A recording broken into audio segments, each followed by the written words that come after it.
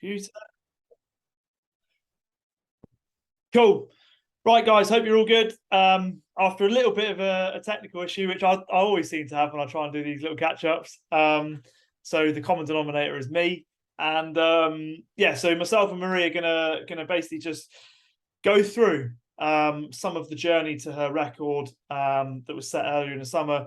And what we're going to do is we're going to kind of assume that perhaps people who are watching this perhaps don't even know it happened. So then we can give you a bit more, just give you some of that detail without skimming over anything. So thanks for coming on, Marie. Awesome. No problem. Thanks for taking responsibility for the lack of technology, but I think it's pretty much my fault.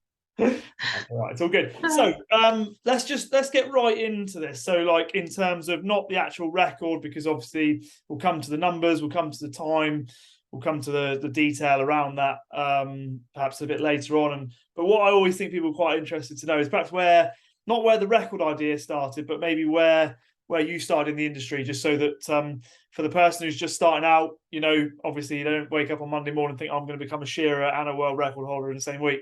Probably not. So yeah, do you want to just give us a bit of background on you and where you started from, Marie? Yeah, sure. So I primarily am a farmer, really. Grew up on a sheep farm, and at some stage would have had shearing contractors come to the farm and asked to have a go, I'm sure. So probably got the bug quite early on into having come back from uni, and taking on the sheep job, taking over from dad pretty much on the sheep front. So yeah, I had a go, and then went to New Zealand, did a course out there in 2012, so 10 years ago, and then just fitted in as much shearing as I could in around the farm, which basically was not very much each year, sort of 2 or 3 days here and there for the local contractor, and did my own, and really only gave myself the opportunity to do more in the last few years, because I realized that was kind of the sticking point, was my lack of experience with shearing. That wasn't going to change unless I actually actively changed it myself. So made a point in the last few years of just doing as much off the farm as I could. Would have liked to get to New Zealand and do even more in that time, and didn't work out for whatever reason. So just did what we could with the time available. Yeah. With that in mind, so did COVID come into play with a little bit with that in terms of your plans to go to New Zealand? Oh, it made it a little bit harder, but that would just be making an excuse if I said that was the reason that I didn't get out there. Plenty of other people did, but various things going on at home, and yeah, it was certainly a little bit more difficult with the quarantine situation and getting that place. But we got married that last year, and so there was other things going on. So it was always fitting the shearing and priority shift, don't they? And so sort of giving it the time it deserved, and sort of reframing my, because I always told myself the story that, like, well, I'm a farmer and I only ever do a little bit of shearing, but then most shearers are farmers as well. So I was no different in that sense. I just needed to sort of get off my ass and actually chase it a bit harder, really, to give myself the exposure to the shearing that I was never going to get enough of to do what I was trying to do in the time available, but like to at least give myself as much as I could. Yeah. So you mentioned a second ago that you went to university. What did you study at university? Studied environmental sciences. Yeah. Hey? Geography, pretty much. Yeah, geography. Okay, cool. Yeah. Pretty well, much. Yeah, good. Did you ever think that you would, like, was there any, obviously you are farming and shearing and stuff now. That's kind of what you're currently doing. Did you ever consider doing anything different, or was this always going to be what you did? I never really considered farming, to be honest, as a career. Like as a woman in an all-girls school, quite academic, went to university just because that was like the next logical step, but I didn't really explore other options. And probably now, if I think about it, 3 years of my life at university, maybe I should have, coulda, woulda, wish I'd started shearing sooner or got more active on the farm and done more traveling in that time, because I basically feel like I probably left it 10 years too late, because I didn't start till I was 25, and now I'm pushing 35 and probably could do with another 10 years. I'm really just at the beginning. Like, I'm at the bottom rung of a very long ladder of learning how to shear and learning to to take it as far as I could take it if I had another 10 or whatever years of shearing under my belt. But I don't know, we're all probably getting a bit too old to start getting any more ambitious with it. So that's very humble of you, because I think at the end of the day, like and I always think this is like you got to remember is you have set a world record. So where you perceived your first step on the ladder to be, might be somebody's Everest. So yeah, I think credit where credit's due. So with obviously going to university, coming back onto the farm, then you've obviously described a little bit of the detail around since 2012 starting shearing. At what point during this process, I appreciate that you said like over the last 3 or 4 years you've taken opportunities to go and shear as much as you can off the farm. Where in this journey did you get your inspiration to do a record? If I'm honest, I think it had always been there. It's always been in my mind, like ever since it's the one thing that I think I've tried to be as ambitious as possible with. Like I was good at sport at school, good at music, but never took any specific thing like that far. I think shearing is the one thing in my life that I've really wanted to give everything to and get as good as I can. And even from the beginning, even shearing in the juniors and that, like I still wanted to do the best job I could, even at that level.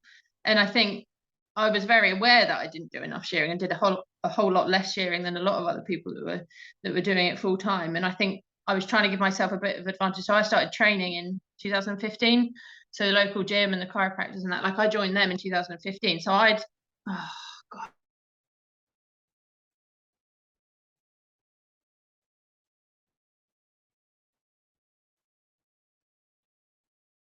Hopefully Maria will be back soon. Right, Maria's back. So yeah, after a little technical issue with the webcam, she's back in and she's back in the game. So yeah, so Maria, we were just sort of saying, weren't we, about where to get your inspiration really for a record? Because clearly you don't wake up on a Monday morning and think, oh, I'm going to start shearing and I'm going to break a world record in the same week. So tell us a little bit about kind of where that inspiration came from. Obviously amongst the journey that you went on since 2012, really.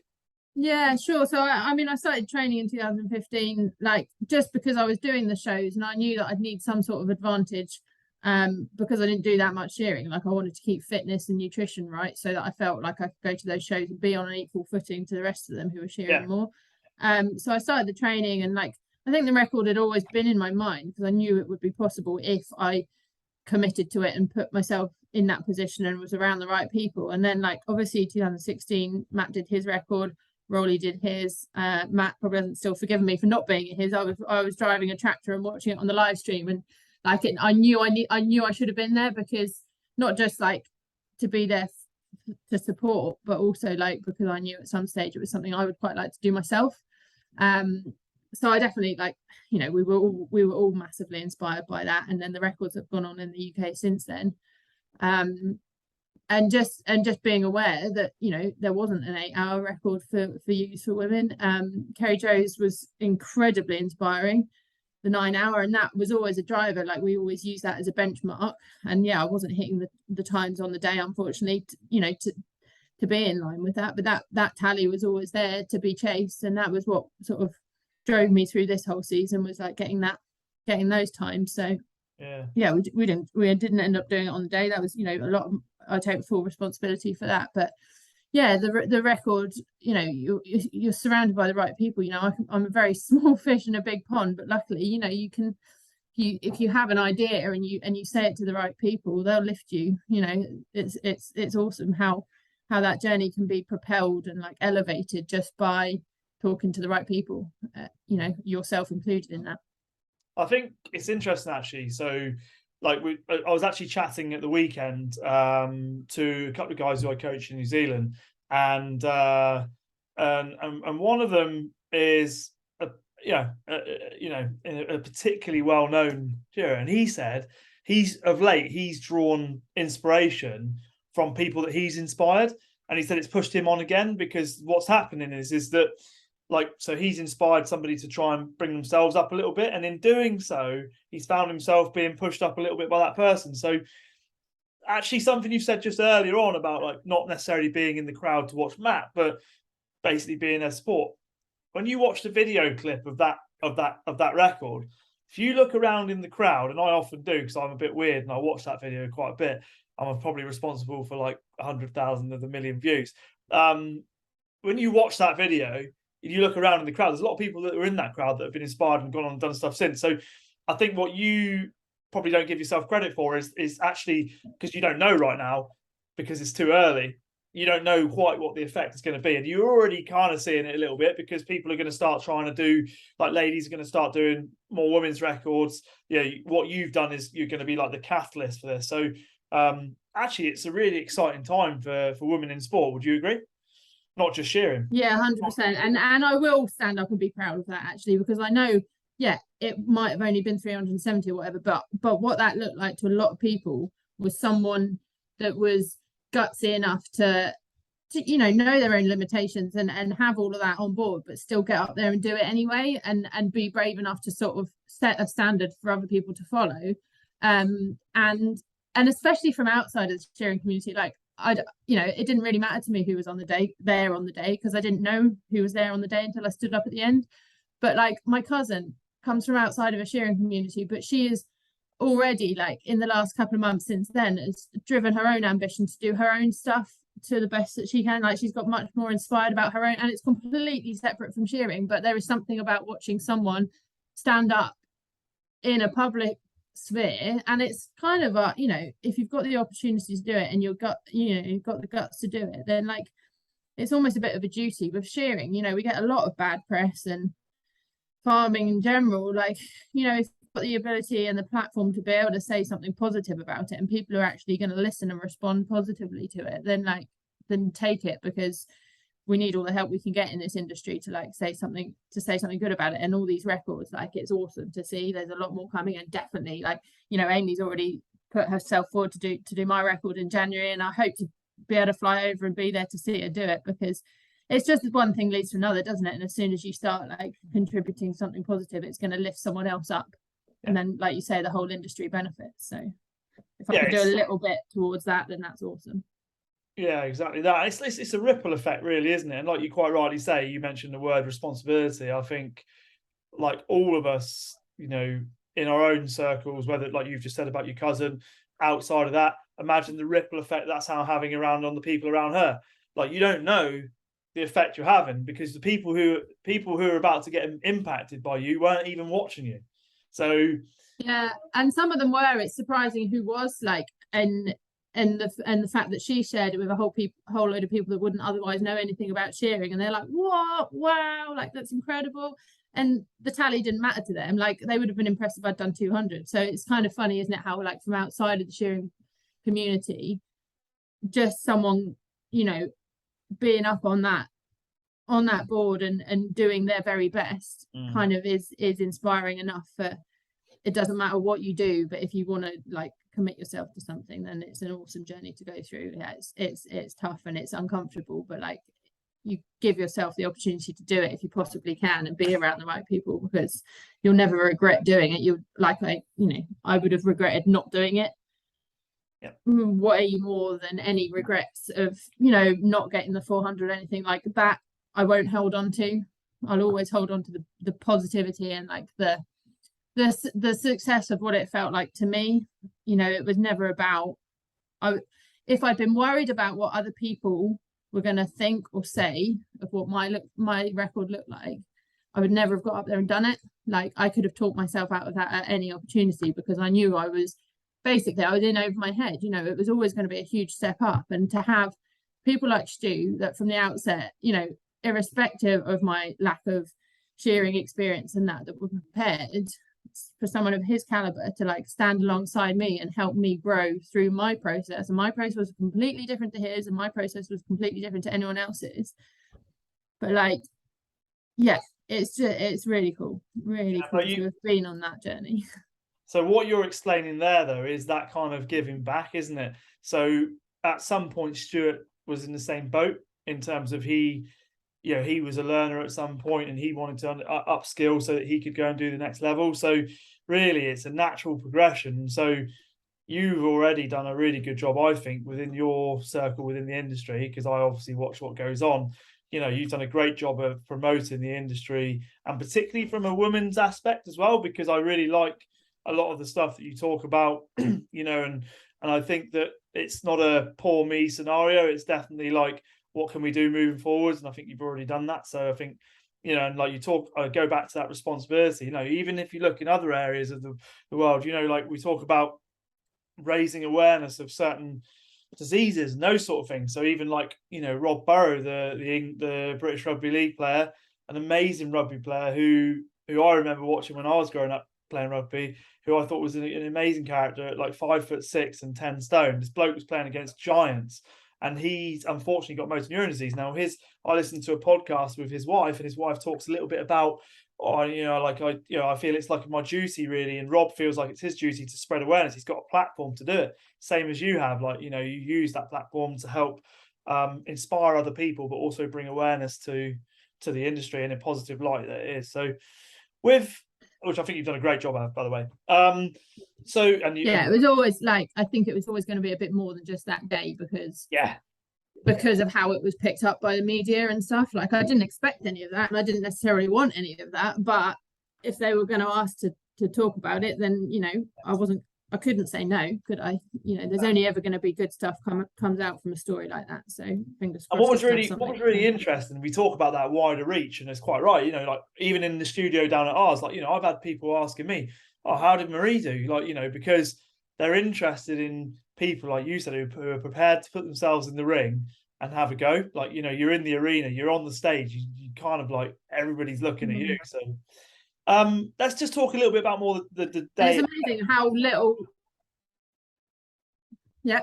Go on, Marie. So your video jumped a bit there. What did you say? No, it's just like how little people actually know about shearing, and how little people know about, like, because to the outside world they're like, what, 8 hours? That's so much. And like, well, actually we do that pretty much every day. It's just this, like, what we take for granted as a daily, give yourself the credit of going, yeah, what we do is actually like ridiculous on a daily basis, until you actually step outside of it and get a bit of perspective. People just, it is huge. So to have like your training on board and all the nutrition and that, like, I knew I needed to be as mentally sharp as I could be on the day, because I just had so much work to do just to get over the line with my shearing, just to keep my shearing positive and moving forward, and keeping my mind in the right place on the day, because we knew it was going to be hard, and it was probably harder for Stu than it was for me, because it was really, he, poor bugger, was stressed out all day because of what I put him through. But yeah, with the training and that, like, I just had to be in the best place I could be on the day, so we definitely did that.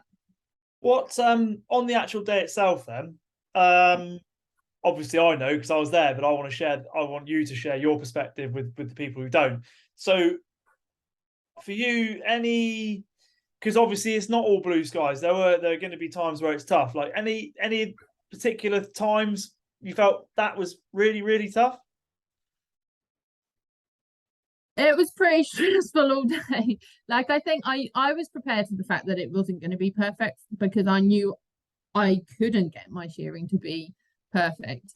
Like, I was just trying to do the very best that I could. And the team,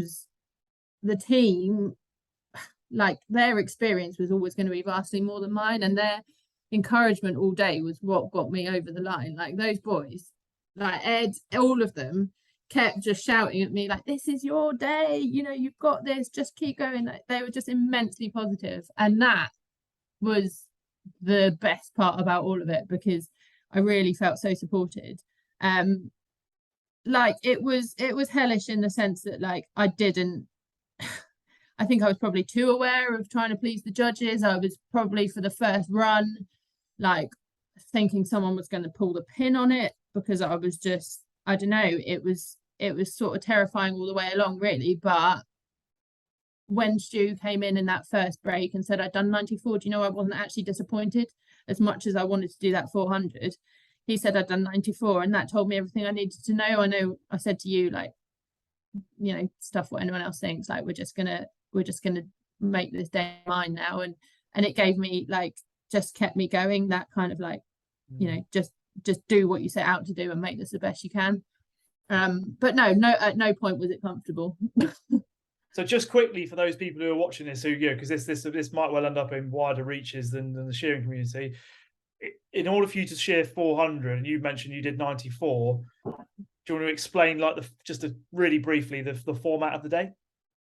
Yeah, so the 8-hour day is set up so you're shearing for 2 hours, you have a break, you shear for another 2 hours, you're shearing for 4 runs of 2 hours. So in those 2 hours, each 2 hours, I would have needed to do 100, which would have been a minute 10. basically, and my time basically across the day was 1:18. So doesn't sound like a lot, but 8 seconds is a hell of a lot per sheet. When you're, you know, when you're down, you're definitely down when you're talking about those sort of parameters. So I think Stu basically had to not only reset the clock but pretty much throw it out at one point. So yeah, everything had to be, you know, it was all his experience that like drove that, and we just kept going and just kept going back in and just kept going through it, really.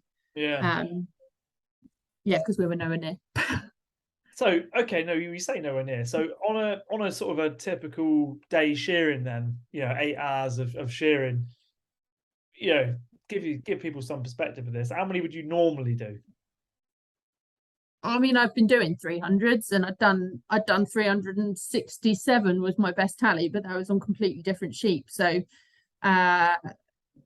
you know, like it was a step up. It was definitely a step up, but it wasn't like the vast leap that possibly for a record setting you would expect of yourself.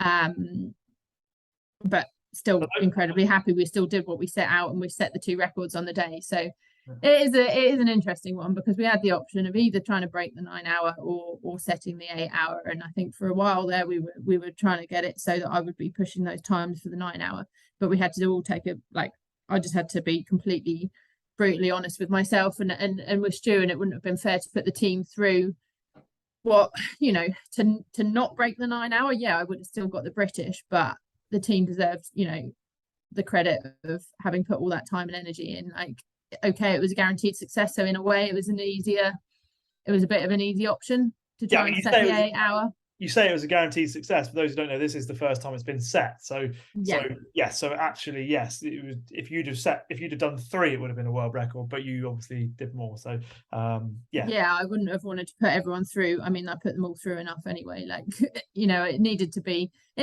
up there, and yeah, it would have been nice to do the 400, but it was still still my best effort. Yeah, definitely. And I was as prepared for that day as I could have been. Like, apart from, you know, shearing for another 10 years, I don't think I could have been more prepared for that specific day. Yeah, I was as fit and ready as I could be. Yeah, you leave it all out there, and yeah, you do your best. Yeah. Right. So obviously since then, things that you, because I always think these sort of these journeys do lead to, like, they're life changing or life enhancing, aren't they? Because you learn, etc., etc. What would you say what things have you learned? You know, or do you think it's improved you as a person at all? Yeah, definitely. I'm so much stronger for it. And the interesting thing is, because I've been, like, I talked about having a go at this in 2020, so it'd been a lot of this for me wasn't just about that day. Like, I had already derived a lot of personal growth learning up until we even started training for this year. I'd already, by putting myself in that arena, like being able to share with some of the best people in the country and learn so much about myself, and like really I think that was like my knowledge of myself and what I needed to do and to focus on was the thing, like, and being process driven, if that makes sense, like getting so much out of the journey, if you want to call it that, up until that day. And there's a lot of things you always let go of along the way. Like, you can't have a fixed idea of things so much. You have to allow the process to, like, organically, you know, you're in control of it, and you're the creator of your own reality in it. But equally, like, there's bits and pieces that you have to just let go of, and not, like, little things just can't phase you. So yeah, I definitely feel like there is no way I would not have done this, just because of what I've personally got out of it. And at the end of the day, like, yes, it's a record that hopefully has inspired more women to do it, but I only ever did it for the benefit for me, and it is a selfish thing, and you have to rely on other people's kind of patience and tolerance and the time that Stu and a lot of other people put into that was massive. So yeah, without other people's support, and they're your friends, and you're expecting a lot of them, you know, and it has to be someone that's been through it in a way, because they're as happy to give back and support you in that journey. Like, it's an awesome thing. Cool. So moving forward then, just to sort of close things up, I suppose, is how are you going to use the sort of positive how are you going to use the sort of positive that have come out of this to push you on in whatever you decide to do next? Yeah, it's what you take forward, isn't it? And if that's a women's charity shearing, event, or whether that's just me shearing next season, or whether it's actually the things that aren't related to shearing, and it's me and my personal life and the decisions I'm making, and at home with the farm, like a lot is going on at home right now. And I actually just feel like when you've put yourself through that sort of level of not just like the discipline of the training every morning, but that mental space, like you just have a much stronger ability to manage everything that goes on in your life, like the way things that come in can affect you, the way that people are, the way that, just the ability to let go of certain stuff that might have bothered you before. Like you just find like your tolerance levels for stuff changes, and your ability to handle other situations and stress definitely is, that's the stuff that you've trained for, and that's the stuff that you can take forward when that day's over. You don't have to shear another sheep, and you've still got the benefit of all of that. 100%. Yeah. I should try and remain impartial, but I couldn't agree more. Because that's the stuff that's the magic, really, isn't it? That's why we do it, really. Yeah. It's that ability. Less about the shearing. Yeah, that's cool.